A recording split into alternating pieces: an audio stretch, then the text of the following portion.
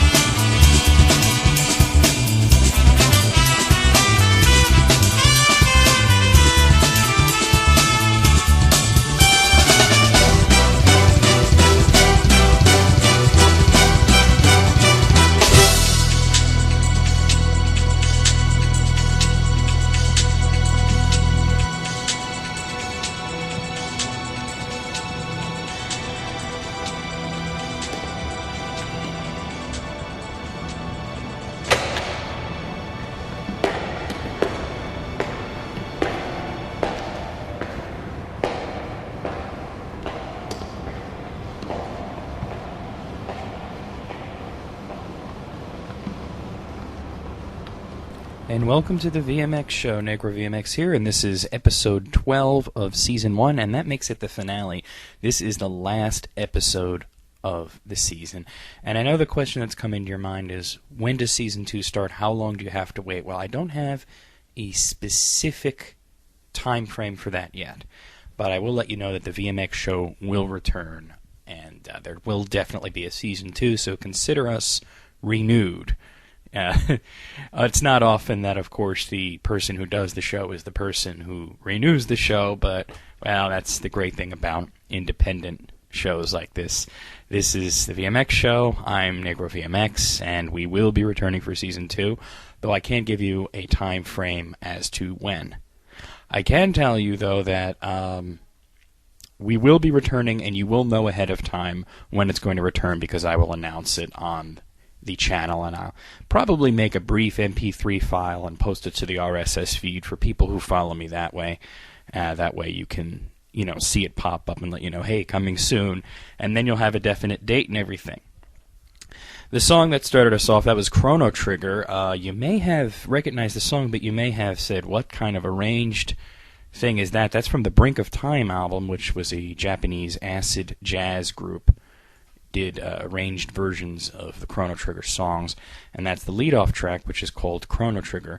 They did a bunch of other songs. They did Secret of the Forest, Zeal Palace, Warlock Battle, Chrono Corridor, Undersea Palace, World Revolution, Brink of Time, The Guardian Millennial Fair, and The Outskirts of Time. So that was a big deal. Of course, the CD, I don't think it was released in America, but it was definitely released in Japan. I'm not really sure if it came out here, but it's been all over the peer-to-peer networks and downloads and whatnot. Of course, I have a copy of it, so check that out. If you ever do see the CD laying around, it has the weirdest artwork. It's like a breakfast platter, like eggs and bacon. It has absolutely nothing to do with Chrono Trigger on the cover art, so that might be kind of confusing to people. Like, why am I looking at forks and eggs and bacon? I don't know about that. One change that we are doing for the final episode of Season 1 is I am recording with analog equipment. Usually I'm recording with digital equipment, which is my USB Logitech headset, and today I'm using the mixer and an analog microphone, so I'm thinking this is going to sound better. Let me know what you think of the sound quality change. Do you think it's a good change? Do you think it's a bad change? Or do you think it didn't make a difference? Let me know, and I'm probably thinking that we're going to continue to use the analog features in Season 2. Certainly there'll be a new intro and some better production values, and that's part of what I'll be working on in the interim. That's why there is no time frame, because I'd like to be able to improve it without having to worry about any kind of schedule or anything. Well, anyway, we're going to start the show off with your questions and comments from last week's show. Here's one from Mr. Sandman XJ9, a common contributor to the show. And he says, let's see, where is it? Here we are. My question for next week is, which of the two Super Mario Galaxy games did you like better? Well, I've only, just gotten... He posted this, basically when I posted the videos of the first part of Super Mario Galaxy 2, which came out last Sunday, and I've still only played a bit of it. I'm only on, the end of World 2, so I couldn't really tell you which I liked better until I finish this one. So a very premature question, can't really answer that, so I don't know. Here's one from JMeister25. He says, when I heard that Super Mario Galaxy song after the interview in episode 11, I thought it was something from Star Fox. I think music soundtracks for games are improving and they're more catchy. Would you agree? I definitely think that that's true. I think that the compositions have gotten better, but not only that, but of course the sound quality has gotten better. The big deal about Super Mario Galaxy was that they had a full orchestra, the Super Mario Orchestra. And to think that that would be in a Mario game, that's something you would expect from maybe the latest huge-budget RPG from Squaresoft, not necessarily a Mario game. So I definitely agree with you there. Okay, now this guy, I've been saying his name wrong this whole time. Every time he contributes, I called him Jake the Snake 1. It actually turns out I was reading wrong. It's Jake Seth Snake 1. So he corrected me on that. Thanks to that, Jake. His question for me is, what is the worst and your favorite RPG? Okay, his spelling is so bad it's really hard to understand what he said. But I think he's asking me what my favorite RPG is and what my least favorite RPG is. Well, favorite RPG, I shouldn't even have to mention because I did do this on the channel, I did the top 10 RPGs feature where I said that Dragon Quest VIII: Journey of the Cursed King on PlayStation 2 was my favorite RPG and what I consider to be the best RPG of all time so far. Dragon Quest, of course, being my favorite RPG series, and now, as I mentioned last week, Dragon Quest IX is coming to America this summer, I think July 11th, to the Nintendo DS, and that's going to be a big deal. But least favorite RPG, I mean, well, there's two games that come to mind, and they're both very popular games, so I tend to get a lot of shit for it. But one game is called Golden Sun, that was on the Game Boy Advance, and I just thought that was all kinds of overrated and awful, and I never finished it. And the other was a PlayStation game called Xenogears, which I thought was a pretentious load of trash. So there you have it. I'm sure to catch some form of shit for saying that, but those are probably my two least favorite RPGs. I mean, of course, there's also, crap out there that you could talk about, but those are the worst ones that I've played. So there you have it. He also asks me, what are my top 5 worst systems? I mean, the thing about that is it's not a very good question because the systems I could name are probably ones I don't own. Like, I could sit there and I could say, I think the CDI is the worst, or I think the Jaguar is the worst, but I don't own any of them. I like every system I own, so I really, really couldn't answer that in a way that I think is objective. So, I don't know. Sorry that I can't really give you a true answer, but that's the way it is. Here's one from 2006 Socrates, another frequent contributor in Season 1. He says, "Hey, Necro. To do with my other question I asked you during the podcast the other day, and the way overused post-apocalyptic theme, have you ever played the Western RPG Fallout, and if so, what do you think of the game?" Well, no, I haven't played it because I have no interest in this post-apocalyptic stuff, so that's what I think of it. I just have no interest in it. If I'm going to play an RPG, I prefer a fantasy theme, a science fiction theme. That the post-apocalyptic thing, I'm not into that. So, therefore, I'm not into Fallout. FoxFang96 is back, says another what is the best and worst question, and now we're on to books. What is the worst book you've ever read? That's a tough one because there have probably been half a dozen books or so that I've opened up, read one sentence, and I'm like, oh my god, really? And then it's just to get through one chapter, the terrible writing styles and all. But the thing is, they're not very memorable, so I can't remember any of them. So I can't really tell you what the worst book I ever read is because I tend to put them down pretty quickly and forget about them if I don't like them. So sorry, you guys are asking me all the tough questions this week. Finally, I got one from He Threw Up Everywhere. Gotta love that name, He Threw Up Everywhere. And he has quite a long-winded comment, which I like. Don't mind that, of course. He Threw Up Everywhere says, "Hey, Necro, I want to start off by saying Season 1 has been awesome. The past 11 episodes have kept me entertained and informed, and I'm sure this episode is ruling as you read this." Yes, this episode is kicking all sorts of ass. "The fact that you want the finale to be guest-free is cool with me. I just hope that I can be on next season. Certainly you're welcome to come on. I just wanted to do one where I just talk. Can't have guests in every episode because then I never get the chance to say anything. Anyways, to my question. I recently was thinking about game consoles and I never played, but have wanted to, and the two that stuck out were the Sega Saturn and the Sega Dreamcast. Now, I think I may have played the Dreamcast once when I was 6 or 7, but I don't really remember because I was still playing the Genesis. Hell, I didn't even know what PlayStation was. Since I got a job working at a fucking roller rink, I thought it'd be cool to buy one of these consoles. It'd be awesome to play a console 10 to 15 years old, which is all new to me. So, which console would you recommend, and for each, which games? I was leaning toward the Dreamcast because it's cheaper, but the Saturn can play Japanese titles with that special cartridge, and I've never seen one in real life. Plus, I heard Dreamcasts break down easily, but I don't know. I'm just a stupid kid. Thanks for your opinion, and insert obscure reference and or random statement here." Okay, well, you certainly said a mouthful, and I think that you should get the Dreamcast. Now, what you said about them breaking down easily is certainly true. My Dreamcast is broken, no longer reads disc. I have a friend who had a Dreamcast that just broke, and then he got another one, and it broke. The Saturn's maybe a little more durable. The thing is, you do have a reduced library. Now, what you said about the Saturn playing Japanese games with that special cartridge, I'm not sure what you mean by the special cartridge. I think you may be referring to the RAM pack that looks like a cartridge and goes into there. And that's something that, as far as I know, is designed for playing Japanese games. it's like I said, it's a RAM expansion thing that, there was one for the Nintendo 64 that you might be aware of.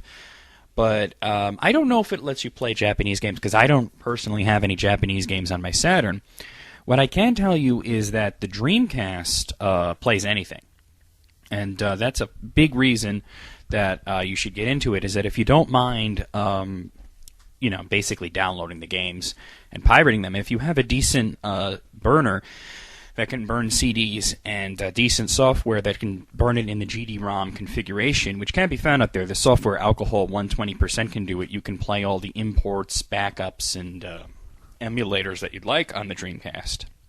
And as you said, they are cheaper, so if you wanted to, replace one that broke, that would be easy enough and cheap enough.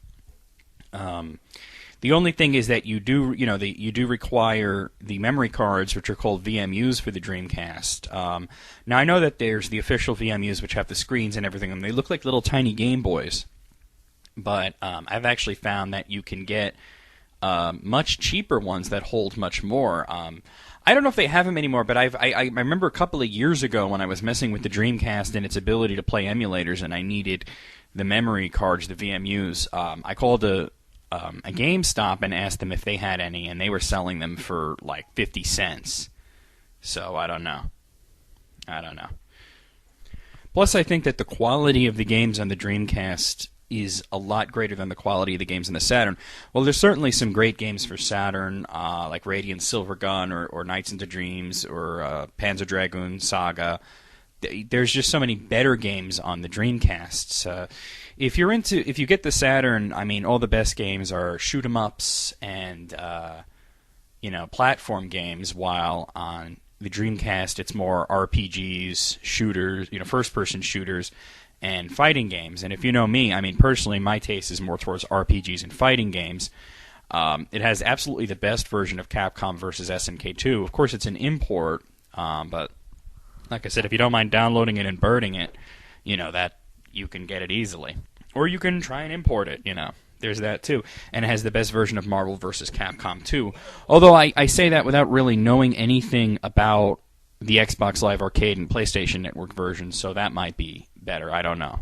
But it was certainly truer to the arcade experience in the PlayStation 2 and original Xbox versions that were out there. So anyway, let's get to some news. In the news, now this is an interesting one. I've talked about Ubisoft, a French gaming developer, quite a lot on the show.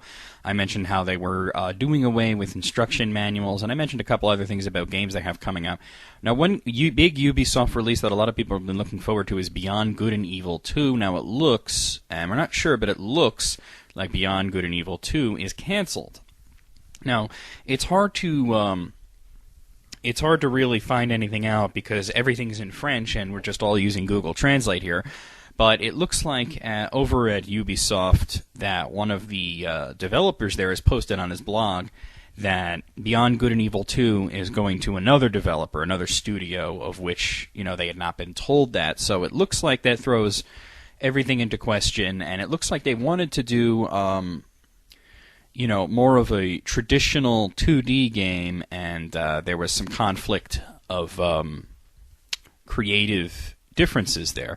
The good news is that they are throwing their development into something else, and if you know that Rayman is the other thing that Ubisoft is known for.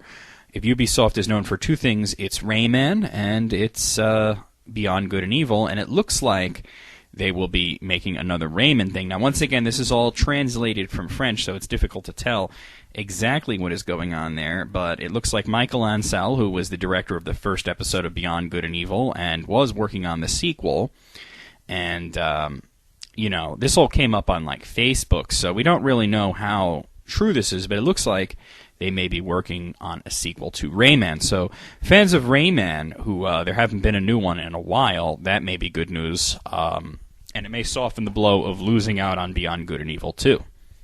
I have some Final Fantasy news. Now, I have quite a lot of Final Fantasy news. Final Fantasy 13 is being relaunched in Hong Kong and South Korea, which means more crazy tie-ins and merchandise. In Hong Kong, they've made a karaoke box to commemorate the promotion of Final Fantasy 13. They made a complete karaoke room. Even the microphones have the Final Fantasy 13 brand on it, which is very strange, but there you have it. They're equipped with PlayStation 3s, large screen televisions, the game, in case you're tired of singing. So that's craziness right there. That's craziness. Speaking of Final Fantasy 13, the spin-off's coming soon. One of the two spin-offs, Final Fantasy Versus 13, which I believe is coming for PlayStation 3, and there's also Final Fantasy Agito 13 for the PlayStation Portable, which are all part of the Fabula Nova Crystallis universe, which was begun with the Crystal Tools engine and Final Fantasy 13. Now, originally it was said that Final Fantasy Versus 13 would not connect to the main game in any meaningful sort of way, that it would take place in the same universe, but it wouldn't share any of the same plot or characters. Now it's looking like some of the characters from Final Fantasy 13 may make an appearance in Versus 13. In particular, one minor character, Makui, who was one of the Nora gang that Snow led in the beginning, and you saw them closer to the end as well.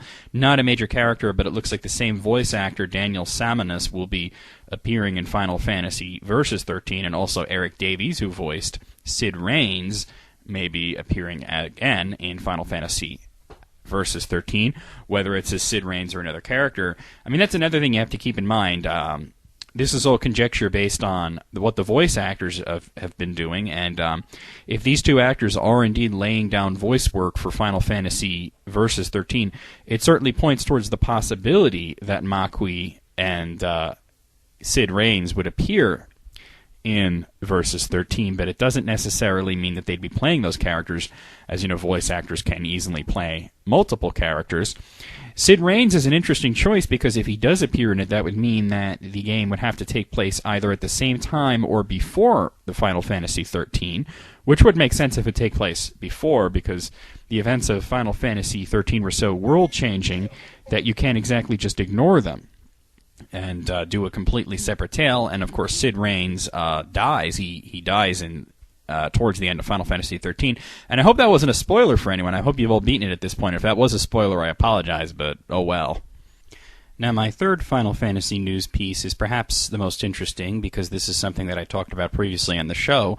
I mentioned that the 4 Warriors of Light Final Fantasy Gaiden on the DS had come out in Japan, and there was a chance that it might be localized here, and due to Square registering a trademark, and it looks like it is coming. It's called Final Fantasy The 4 Heroes of Light for the DS. There are some screenshots out there of the localized version and some details out there. So here's the story, just to go over this real quick. This is a very old-school presentation, sort of like the first 3 games on the NES. It seems very similar to Final Fantasy 3 to me in its overall presentation and everything. But here's the story. In the small kingdom of Horn, Band, which I guess is the lead character, awakes on the morning of his 14th birthday. Today is the day he becomes an adult, and I guess that's typical of your Japanese RPGs. As soon as you're a teenager, you're an adult, and you should probably try to save the world. Otherwise, what the hell are you doing? You know, most kids who are teenagers are not, concerned with saving the world. But there you have it. In the world of Japanese RPGs, that's just the way it goes. So today is the day he becomes an adult, and the custom of the realm says he must go to the castle to present himself to the king. Yet, when he arrives at the castle, he finds the king distraught and the youngest princess missing, abducted by the Witch of the North. With no one else to turn to, the king makes a shocking request: will Brant save the princess? And thus Brant's adventure begins. So here's some features. It's the first original Final Fantasy title for the Nintendo DS, brought to life by the development team behind the Nintendo DS remakes of Final Fantasy III and Final Fantasy IV. I don't know if they can really call it the first original Final Fantasy title. Are they forgetting the Crystal Chronicles games? I mean, maybe they're saying that's not part of the series. But what about Final Fantasy Tactics Grimoire of the Rift? I mean, is that also not a Final Fantasy title? And, of course, there was Final Fantasy XII Revenant Wings. I mean, I know it's a sequel, but it is an original title. It's not a remake or anything. So I don't know where they get off listing that as a feature. Charming storybook visuals crafted from the guidance of art director and character designer Akihiro Yoshida of Final Fantasy III for DS and Final Fantasy XII. Combat is fun and intuitive with a battle system that operates on action points, requiring nothing more than a simple selection of commands. Players can dive right into a classic turn-based RPG battle experience. Nice to see a turn-based RPG these days. The Crown Job system offers a selection of over 24 jobs to choose from. Players can freely customize a character's abilities and magic skills no matter which crown they have equipped. The possibilities are endless. So like I said, job system, Final Fantasy III, very old school presentation here. Help friends advance in their adventure or join forces to conquer tough dungeons. The multiplayer mode enables cooperative play for up to 4 players. Final Fantasy IV, Heroes of Light, before Heroes of Light, rather, it's being rated E10 plus, and really that's nothing more about it. It's going to cost $35 apparently, so that's a nice reduced price on a big game. So, there's an official website up, ff4heroes.com. So if you're interested in the game, if you're interested in sort of the revival of old school Final Fantasy, old school job system, turn-based combat, sort of thing that's very much a nod to the first 3 Final Fantasy games, you definitely might want to check that out. In other news, this one really, I don't give a shit, but I figured I might say it because somebody who's listening might give a shit. Anybody's interested in the Kane and Lynch movie, apparently the previous director, they have a new director, he fell out with the studio. Wayne Kramer is going to be directing it. He did Crossing Over and The Cooler. I never heard of him. He also did Running Scared. I never seen any of this shit, and I have no interest in Kane and Lynch, but I figured I might mention it on the show just because some people might be interested in it. Here's some news on the Nintendo 3DS. Nintendo offered a brief statement to the media that they are developing a new DS platform and that it's going to be 3D and everything, and that you won't need glasses. And apparently will also be backwards compatible with the current Nintendo DS software. No news as to whether or not it will have a Game Boy Advance slot, but my guess is no. So I really don't I think that the Game Boy brand is officially gone. So I don't know. Apparently, there's some rumors out there that there's a lot more to this 3DS than just the typical 3D display, but who knows? They certainly, to me, it's reminiscent of the Virtual Boy, and that's a fine line to tread. Of course, the thing about 3D technology is it's not new. Everybody seems to think it's new because, all the movies in 3D, there's 3D televisions coming out now, a Nintendo 3DS, and 3D has become this huge kind of buzzword around entertainment media. Of course, they tried 3D in the 60s, it didn't pan out. They tried it in the 80s, it didn't pan out. The Virtual Boy was an example in the 90s, it didn't pan out. And now it seems that the technology is finally there, so it kind of would be sort of a revival of the Virtual Boy in a way that would, because the Virtual Boy really had nothing to do with virtual reality, which was the buzzword at the time. It was really more of just a 3D display, with the system itself being the 3D glasses. And now we have technology to actually do this well. So let's see how that turns out. It'd be nice not to have to put your head up to it. So there's that. Speaking of Nintendo, we have new downloads available on DSiWare, and we have new downloads available on, I think, WiiWare as well. Doesn't look like there's any new virtual console stuff out, but here's what's coming out this week, came out this week for Nintendo DSiWare. There's Metal Torrent, which costs 500 Nintendo DSi points. Prepare for high level of intensity as you pilot a solo ship deep into enemy space in this vertically scrolling shooter. So it sounds kind of interesting. There's a whole lot more to it, but I'm not going to read the whole thing to you. World Poker Tour Texas Hold'em is also hitting DSiWare for 500 points. Don't think I need to explain that. Real Crimes Jack the Ripper will be hitting DSiWare for 800 DSi points. Real Crimes Jack the Ripper, the fabulous chart-topping hidden object game with amazing graphics, is now available on Nintendo DSiWare service. I've never heard of it. I guess I should have. One of the first and best games of its time, Jack the Ripper features numerous atmospheric 3D locations and oodles of hidden objects to find. Sounds like a point-and-click sort of thing, but I'm really not sure. Of course, point-and-click games seem like they would be a natural for DS and DSiWare, so there you have it. Also hitting DSiWare, Advanced Circuits for 200 Nintendo DSi points. Now, this is only $2. $2. Whether with a train, a car, or a tank, are you ready for a new challenge? This brain-boggling puzzle game will put your powers of deduction to the test. Complete the circuits by connecting squares to the game board with pieces of track. Sounds kind of like Pipe Dreams, if you remember that old school game. And there have been a lot of variations on Pipe Dreams over the years, and this sounds like just another variation on Pipe Dreams. For the price of $2, you can't really go wrong, though. So then we have new releases coming out for WiiWare. Art Style Light Tracks is up there for 600 Wii points. Seems to be a racing game. There's also Manic Monkey Mayhem for 800 Wii points. Let's see. This seems like let's see, it says, controlling one of 8 monkeys, you will do battle with up to 7 others across 8 differently themed landscapes. So, I guess sort of a fighting game, but a cartoonish sort of Smash Brothers ripoff sort of fighting game. Viral Survival, hitting WiiWare for 500 Wii points. It's an escape action game where you control a special DNA unit, and dodge through enemy virus attacks. If you save a friendly DNA unit, they will connect to you, creating a tail. Blah, blah, blah, blah. Sounds like a typical sort of arcade-style game. And that's it. No new virtual console games, which is sort of a letdown, but lots of original games, some of them which sound kind of interesting. I think out of all of those... Well, Metal Torrent certainly sounds fun, but I think out of all of those, that last one, that Viral Survival, sounds kind of interesting. And like I said, for $5, what can you say? $5. Here's an interesting one also. Previously in the show, I talked about Project Natal and its applications for people who are disabled. I mentioned my friend Joe, who doesn't have any hands, doesn't have any feet. He plays video games, and he's very excited about Project Natal. Now, this is interesting. I had this article here.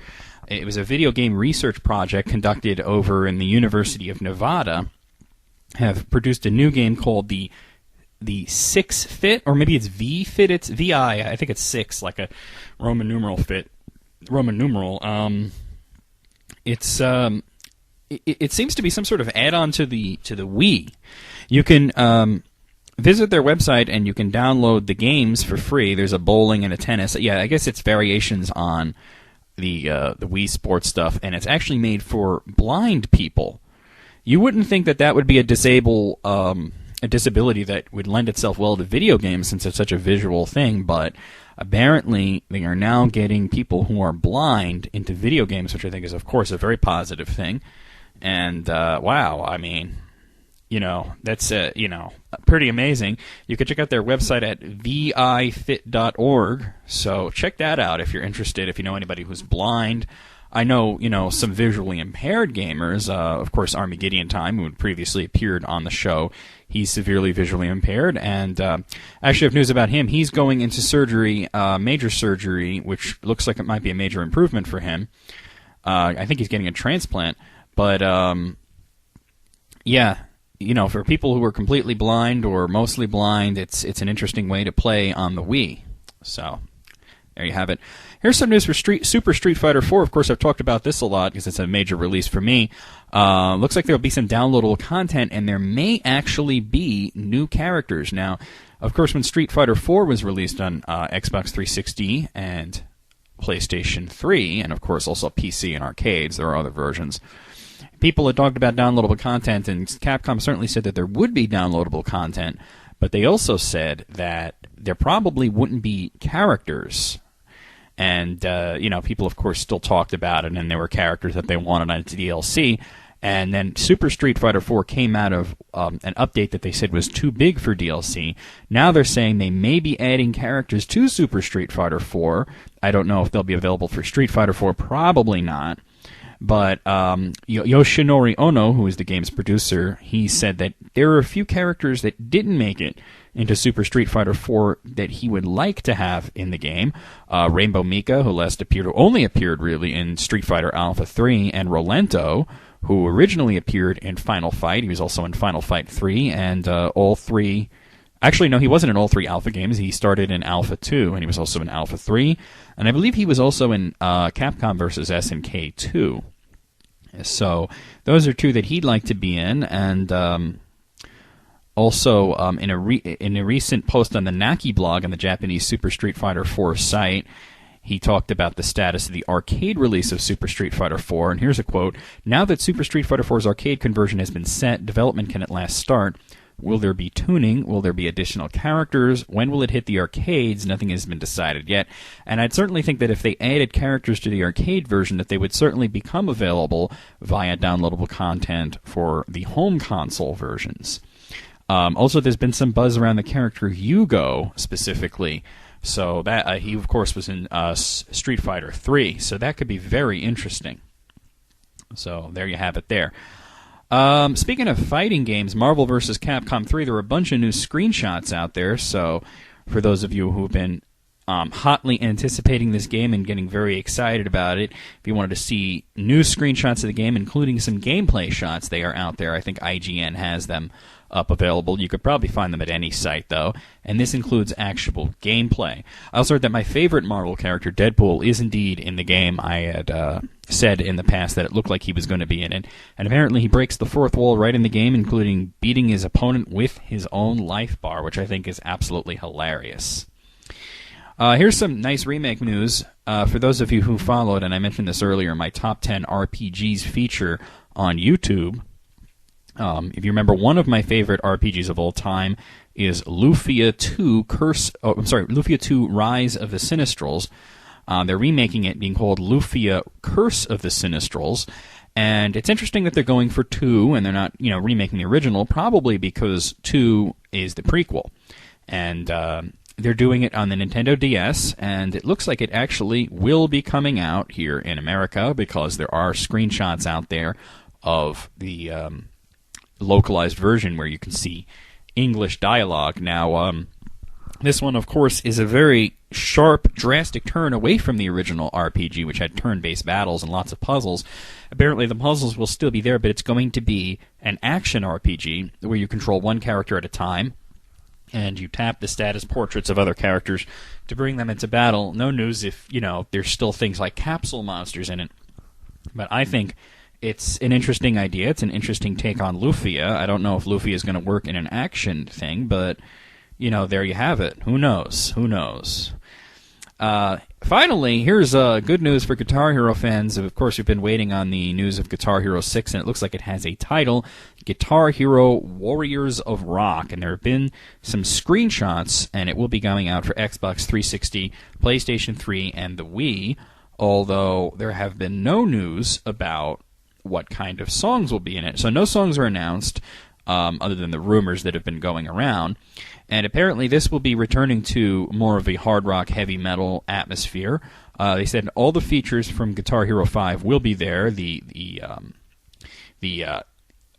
ability to play with any instrument combination, the party play, the easy drop-in, drop-out stuff. But they said that they, because this is not Rock Band, it is Guitar Hero, and more people play it on guitar than any other instrument, they're focusing more on guitar-oriented songs as opposed to Guitar Hero 5, which had more of a variety of different types of music. So that's an interesting thing. No news yet on what the release date is or what songs are in it, but also there's apparently a new mode called Roadie Modes, which may be exclusive for the Wii version. We're not sure. It integrates with the DS, so I don't see how they can do it on the other systems, but who knows? You never know, right? And finally, in the news, I wanted to talk about what's going on with gaming sales in Japan. I try to do this as often as I can. So here's the software lineup. Looks like the biggest selling game of this week is Lost Planet 2 by Capcom for PlayStation 3. They moved 85,000 copies. Dragon Quest Monsters Joker 2, after that for the DS, with 62,000 units moved, for a total of just over 1 million. Winning 11 2010 Aoki Samurai no Chosen by Konami for the PlayStation 3 moved 57,000 units. Metal Gear Solid Peace Walker still going strong on the PlayStation Portable with 34,000 units for a total of 672,000. Lost Planet 2, the Xbox 360 version, moved 33,000 units. Winning 11 2010, the PlayStation Portable version moved 21,000 units. Also moving 21,000 units is Full Metal Alchemist to the Promised Day for the PlayStation Portable. New Super Mario Bros. Wii still hanging in there. It moved 18,000 units for almost 4 million. They're at 3.8 million copies sold in Japan, that is, for New Super Mario Bros. Wii. Winning 11, the PlayStation 3 version hanging in there at 14,000 copies. Wait a minute. No, that's not right. The first one I mentioned was the all right, I don't know why. The list is all fucked up. So never mind that. And finally, Friend Collection for the DS moved 14,000 copies. They're at 3.2 million total, so that's pretty big. Hardware sales have been falling, and like I said, this generation is getting to the point of market saturation. Of course, some people are like, oh my god, what's happening? Are we heading towards another crash? No, it's just time for, some buzz around new systems to come out, I think.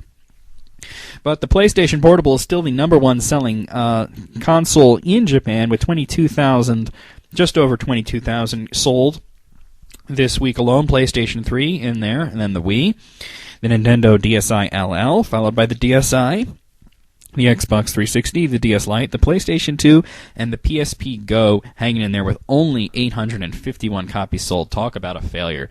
That was a ridiculous thing. I don't know who exactly that was marketed towards, the PSP Go, but they just, I don't know who's buying these things. I don't know who's buying these things because I don't know what it does that the PSP original models don't do. Because it doesn't have the UMD support, so you can't play any of your PSP games.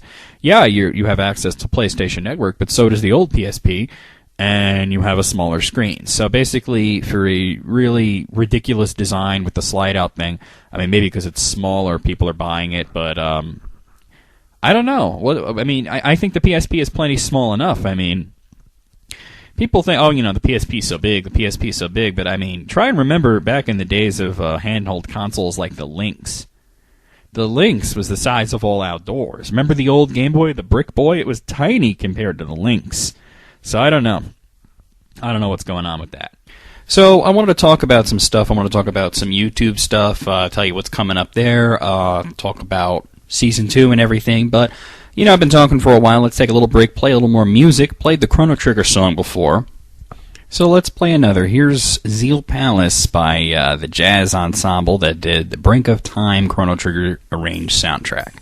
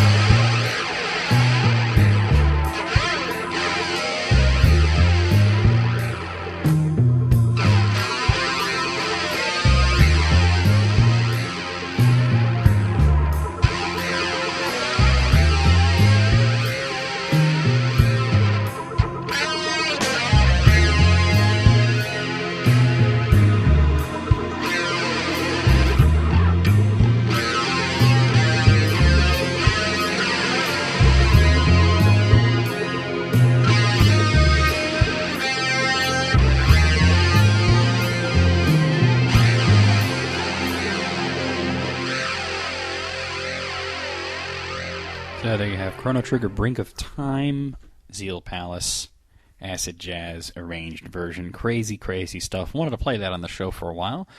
What better time than the finale? Anyway, speaking of which, we are reaching the end of the show here, and therefore reaching the end of the season, so you're not going to be hearing from me on the VMX show for a while. So I wanted to talk about some YouTube stuff, talk about what's coming up on YouTube that you could look forward to in the interim. Of course, if you look at my channel over there, NecroVMX, of course, for those of you who follow the VMX show from some other source, whether you're following it randomly on iTunes or Facebook or whatever, but most people, I think, that are listening to this are followers of the channel. Anyway, I try to keep it up as much as I can, updated that is. I have a schedule of features on the channel. And here's what's coming up directly after I'm done with the current feature, which is the Legend of Zelda Link's Awakening playthrough. And I am reaching the ass end of that because I just finished level 7, and there's level 8, and there's only one thing left to do after that is to go to the egg. And the egg isn't even really a dungeon. You just gotta go to the library and use the magnifying glass, find out the route through the egg, and fight the last boss, which is very easy if you have the boomerang. So, I don't know how many videos it's going to take to get through level 8, but we are reaching the ass end of that playthrough. Immediately after that, we're going to do the last round of the Guess the Video Game Song Music Contest Challenge, whatever the hell you're calling it. I keep changing the name of it, it seems. The final round, on the schedule I wrote, Final Music Challenge Round of Hardness and Difficultitude. And if that isn't a hint enough, it's going to be hard. Now, of course, usually the prize is a free request, meaning that you can request something and then it'll go on top of the list instead of on the bottom of the list. And if you have a current request, you can bump it up to the top of the list. That way your request comes up usually the next day, sometimes in the next couple of days, depending on how busy I am. And instead of having to wait months for your request, because my request list is usually long. It's about 60 games long now. I've been trying to reduce it, but doing a playthrough means I'm only doing one request a day, and usually I would set one day aside to do nothing but requests, but haven't done that this time. So this time, because these songs are so much harder, there's a couple of people that hear the songs ahead of time, my friend Joey, my friend Jess, Julie, they hear them ahead of time, and they try to guess at it, and nobody has guessed a single song from it. So, of course, with couple of thousand subscribers, there's bound to be people who will figure it out. I'm actually just looking at this. I have 2,725 subscribers, so nearing 3,000. May do another Q&A, but instead of doing a video, I may do it in form of a VMX show special Q&A. That way, I don't have to worry about the camera and everything, and worrying about length. I can just do question and answer in podcast form. So that may be a lot easier for me, actually. I just came up with that idea now for the 3,000 subscribers Q&A. I'm going to have to keep an eye on the subscribers now, because I do get a couple of subscribers every day. It is a fairly good trickle. After that, we're going to have the Wario feature, which is going to be broken into several parts, kind of like the Donkey Kong feature was. If you remember, we did the original Donkey Kong arcade games, and then we did the Donkey Kong Country style of games. So with Wario, I'm going to start with the Donkey Kong Land. I'm saying Donkey Kong now. The Wario Land style of games, the ones that started with the original Super Mario Land 3 and are all the side scrollers and whatnot. And then we'll go through the second part, which will be the WarioWare incorporated games, and the third part will be all the weird shit and everything. And like the Donkey Kong feature, where I ended it with a Super Smash Bros. Brawl playthrough as Donkey Kong, I will do, just for the hell of it, a Super Smash Bros. Brawl playthrough as Wario. So hope you're looking forward to that. After that, we're going to start our new contest, round 1, which is Guess the Graphic. And basically, you're taking a graphic element, which may be sprite, maybe a piece of a background, maybe something, and it'll be completely isolated from everything else. And we're going to post that app. And it's going to be different. You'll see more than what that's going to be like, but round 1 of Guess the Graphic is going to be then. Then after that, we have the Castlevania Judgment feature, which will be playthroughs of True Story mode with every character. So that's going to be pretty cool to be in 13 parts. Each part might be several videos, depending on how long it takes me to play through the game. I'm pretty good at Castlevania Judgment. That's the Wii fighting game, which is one of the most underrated games in recent years. It's gotten some pretty vicious reviews, some pretty really nasty reviews, and while it certainly isn't like a Soul Calibur 4, It's a good game. I think probably the most fair review of it was actually done by IGN. So if you're wondering about the game and you don't know whether it sucked or not, read IGN's review, and they do a pretty fair and accurate portrayal. I think they gave it a 7.5 out of 10, which sounds about right to me. It's not amazing. It's not up to the level of other fighting games, and it's not up to the level of other Castlevania games, but it is fun. It's one of the first games I got for the Wii, and for good reason. I'm a Castlevania fanboy. But that doesn't mean that I can't fairly judge it, and I think IGN did a good job of reviewing it, and I just wanted to mention that. And then we're going to have Guess the Graphic Round 2, and then we're going to have the Star Trek feature, and for those of you who don't remember the promo video I did, here's what the Star Trek feature is going to entail. It's going to entail full movie reviews of all 11 films, from Star Trek the Motion Picture up to the recent one that came out a few years ago, which was just called Star Trek. And it's also going to feature as many commentary videos as I can do on Star Trek video games. Of course, there are some that I won't be able to do, a few arcade games that were full-body experiences, a few games on the more recent consoles. I'm going to try and stick in there a full playthrough of one Conquest mode of Star Trek Conquest, which is on PlayStation 2 and Wii. I have the PlayStation 2 game, and that's probably like one of the only Star Trek games that doesn't suck ass. And people have asked me, who knew that I was doing a Star Trek feature? Will I do a Star Wars feature? Absolutely. That is absolutely going to happen sometime in the future. Doing Star Trek first, though. And then Guess the Graphic Round 3. After that, I have nothing announced, but I can tell you that the next one after that will be another playthrough, and that it will be... well, I haven't decided. It's between an NES game and a Super NES game. The NES game would be a really quick playthrough. The Super NES game would be actually kind of long because it is an RPG. I haven't decided on which I'm going to do first. I also have a PC game that I want to play through. There's a lot of things coming up. I'm just looking at my list of planned features that aren't exactly scheduled, and there's a lot of cool shit coming up. I mean... I got features, I got playthroughs, I got all sorts of things, so it's going to be pretty cool. I mean, I have a retrospective on a fighting game series. I have a bunch of those. I can take Zelda Link's Awakening playthrough off of here because I'm doing that. I mean, there's the Ghosts and Goblins feature I've mentioned. There's the Star Wars feature, the Spider-Man feature, the Sonic feature. There's playthroughs of some other game series that are coming out. Some other games that maybe you didn't expect me to do playthroughs of that I will be doing of it. There's a Disney feature that I've been talking about for a long time. That's probably still a ways off because that's like a huge thing. I'm planning on doing a Nintendo 64 playthrough, and no, it's not Zelda, and no, I won't tell you what it is, but there's that as well. And there will be more Castlevania. I did Symphony of the Night. I did Simon's Quest. I did Symphony of the Night. And then I'm going to be doing Judgment. And I will tell you that the next one that I am going to do will be Circle of the Moon, although I don't have it planned as to when I'm going to do it. When I started doing Neo Geo requests, I mentioned don't bother with King of Fighters or Samurai Showdown or Metal Slug, and it's for obvious reasons. I also have some top 10 features planned. I have a top 10 underrated movies thing I want to do. I have top 10 best game soundtracks thing I want to do. I want to do like my 30 favorite movies. There's that. I also have a retrospective series coming up, and I haven't talked much about this, but if you remember my Castlevania retrospective, that got many good reviews and comments, and a lot of people felt that it was really good. I felt almost the opposite. I felt that it was actually kind of crappy because I wanted to do so much better with it, but I was pressed for time because it was a scheduled thing. So I decided that with my next retrospective, I would not schedule it. I would just work on it here and there, and I have been working on it for the past couple of weeks. So that's coming. I'm not going to tell you when, and it's not going to be really announced too far in advance. But it's going to be a lot better in terms of production values. It's a retrospective of a very long-running series. A couple people have taken guesses as what it is. I'm not confirming or denying anything, so don't bother. So there's that. Another YouTube thing that I wanted to mention, and this one's really more of a funny thing that happened to me the other day. There's somebody on YouTube named Gaming Label, which they've been going back and forth with me, and I think we're done talking on private message. I think we're done talking. I'm certainly done talking to him. I don't know what this guy's problem is, but I wanted to mention this on the show because it's so funny to me. And I don't know how people get suckered into these things. First, the guy comes along and he adds me as a friend, which is fine. Hasn't subscribed, but he adds me as a friend. Now, I don't know why people do that. If you're going to, be friends with somebody, then you might as well just also subscribe to them. I don't really understand the point of having friends and having subscribers. I don't really know what the difference is.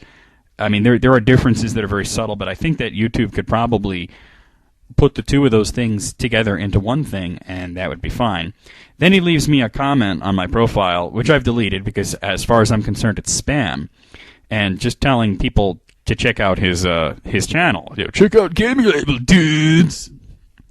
Whatever, man. Then I start getting the private messages, and this is where it starts to get funny.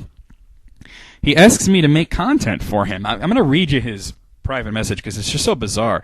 Hi, NecroVMX. I'm Gaming Label. I would like to ask you if you'd like to feature on my channel. It is a community channel where if I upload gameplay commentaries on montages from myself and other directors.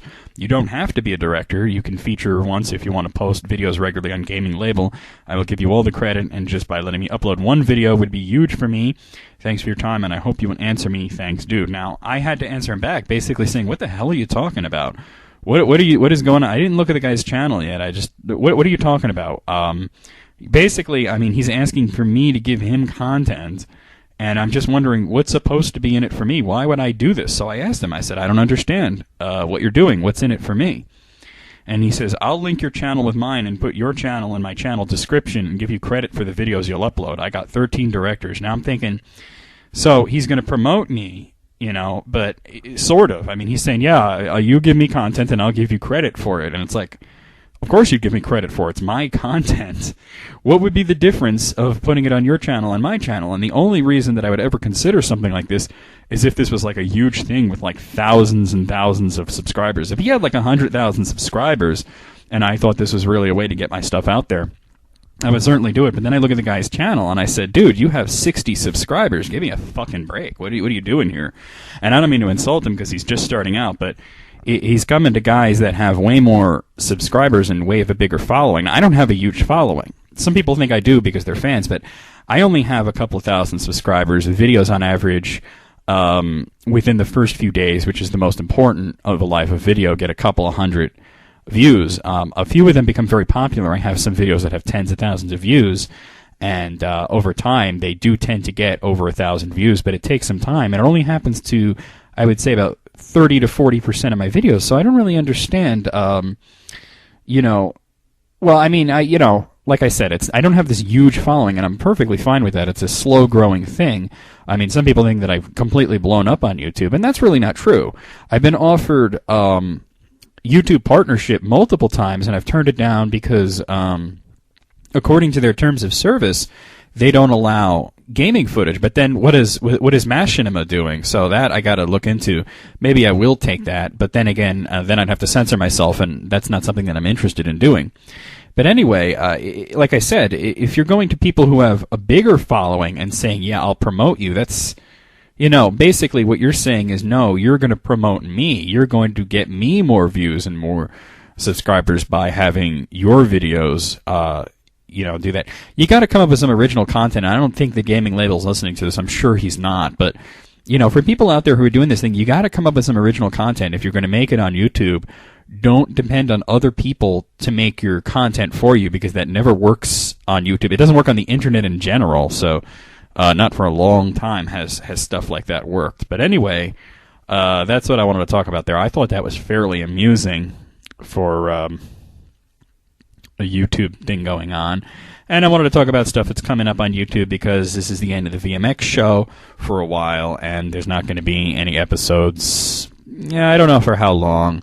I originally said I was going to take 6 weeks off, but it may be less, it may be more. It depends on what's going on. I'm working on the John and Joe show. That's going to be this big thing. That's why I got all the analog equipment. Of course, we're going to start with the Star Wars saga. We're going to start with the original 6 Star Wars movies, and maybe some more, and that'll be like season 1, and I'll release them like one every week. I would like to do it in tandem, but then it would be, I don't know how we're going to do it. Me and him got to talk about it. We got to brainstorm. And of course, because we live in 2 different states, there's some traveling involved. He'll have to come up here, and we'll have to set everything up. But it has a potential to be really good. And also, I just realized that I probably need to get a headset. I was thinking of getting one for myself and letting him use one of the microphones, but it just occurred to me this morning that he will need a headset because he doesn't have any hands, so he would have to hold the microphone between his wrists, which is fine. But then I realized that the guy would not be able to drink his beer So we can't have that. Now, that would be wrong. So, and then there would be a whole lot of noise of the microphone shifting around and everything. So I decided that I'm going to have to definitely get him a headset. So we'll work on that. And of course, if anybody's wondering, he is sharing the cost on this with me. So don't worry about the cost being this huge thing for me and, whatnot. But if you want more information on what the John and Joe show is going to entail, look at my recent video where I do a GameCube collection update and I show off my new equipment and I talk briefly about the John and Joe show and what's coming up and everything. So if you're sad that the VMX show is going on hiatus for now and you're interested in hearing what my other show is going to be, you might want to check that out. The John and Joe show. Fan-made movie DVD commentary coming from myself and Joe. That's going to be, I don't know if it's going to be a success, but I do know that it's going to be a lot of fun. Anyway, it's been really cool, and this is the end of the episode. I'm going to have to sign out now because we're out of time, but I did want to say that I have enjoyed every minute of it for the first 12 episodes of the VMX show. I want to thank all the listeners who have supported the show, who have asked questions, given me comments, given me feedback. It's all been very good, very constructive. I want to thank the people who guested on the show. Couldn't name them all. I know Jess was on the show, Zach, Armageddon Time, Kakea Silverton, and Jeremy was on the show. A couple of others. Mega Gray was there. But like I said, I probably couldn't name them all off the top of my head. And everybody who has guested on the show is perfectly willing. If they're willing, they are perfectly invited to come back again for Season 2. And, of course, there are many people out there who didn't get to be on the show who have asked me about it, and definitely will have you on the show in Season 2. And, as I said, all you need is a microphone and Skype. So if you have Skype, Skype's free. So don't worry about that. I know a lot of people said, well, don't you pay for Skype? But that's only if you call someone's cell phones if you're worried about doing that. But if you're just calling Skype to Skype, it's completely free. You don't have to worry about that. They'll never ask you for your credit card or anything like that. All you have to do is install the software. And past that, just let me deal with it. Just give me your Skype name, and I'll run you through it if you're not very tech-savvy. I mean, some people like Mega Gray, who appeared on the show, he's not exactly the most tech-savvy person. And he was able to walk through it. I told him it's easy, and he had to agree. It was very easy. So if you're interested in being on the show, all you need is Skype. If you need help getting that set up, just let me know. You do need some sort of way of communicating with me other than YouTube. It could be, it could be anything. It could be AIM. It could be MSN. It could be Yahoo. It could be Google Talk. It could be Facebook. I don't care. But let me know, So like I said, you want to be on the show? Come on the show. I'm happy to have you. I want to thank everybody that was on the show. All the interviews were great. Sorry to Jess. She was the very first guest. The sound quality wasn't all that great, but I promise next time you come on, the sound quality will be greatly improved because, as you heard from the episodes after that, I got a lot better at cleaning it up. So, VMX out for the last time. We're going on hiatus. We'll see you again next season. I'll see you on YouTube, and I'll see you on the John and Joe show. Thank you all very much.